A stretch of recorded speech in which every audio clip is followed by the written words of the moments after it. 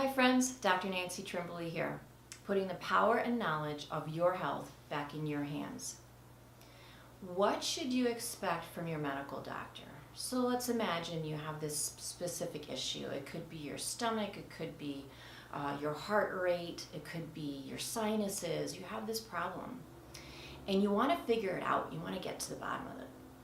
So you go to see either a general practitioner MD or you go to see a specialist MD, and you're thinking they're going to solve the problem for you. They're going to get to the root of the issue. Here's the problem with that. The job of a medical doctor is to name and treat disease. And those treatments, most often, by far, is by drugs and surgery. So when you go to your medical doctor and they say, oh, you have sinus infection, here's an antibiotic, and they give you a white slip of paper.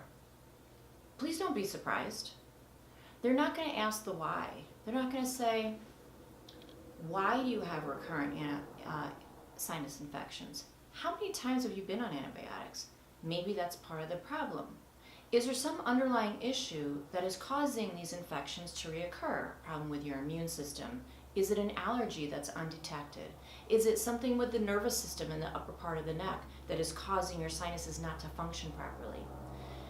They do not ask the why, because their job is to name a disease, meaning take a group of symptoms and give it a name.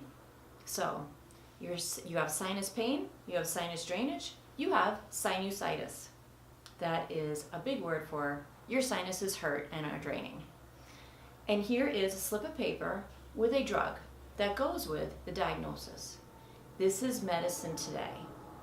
If you're lucky, what I'm finding lately is a lot of medical doctors they're even hesitant to do prescriptions. So they say, well, you know what, I'm not sure. I don't want to give you antibiotics again. So why don't you come back in 3 months and we'll see what's going on. So now what's happened? You've put aside time in your day.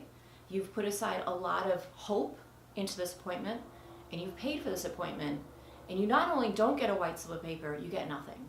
Not even an answer. Not even a direction. Here's another part of the issue. You go to your medical doctor, whatever form, and they want to do testing. There's a specific kind of test that comes to mind right off the bat. It's called a needle EMG. And it is done on your arms and legs, and it is for people that have pain that is going from their neck into their arms or from their lower back into their legs. The needle EMG takes a long needle. It's inserted into the flesh of your arm in multiple spots, and then they run electricity through the needle. So you'll either feel a sharp pain, a dull pain, or a burning pain. The test is excruciating. When one of my patients has been recommended to have this test, I always say to them, ask your doctor, what are the possible outcomes of this test?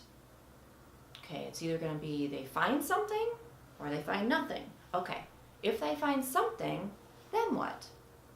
And if they don't have an answer for you, if they just say, well, it means you have radiculitis, which, let's talk Latin again, it means you have a radiating radiculitis, radiating pain.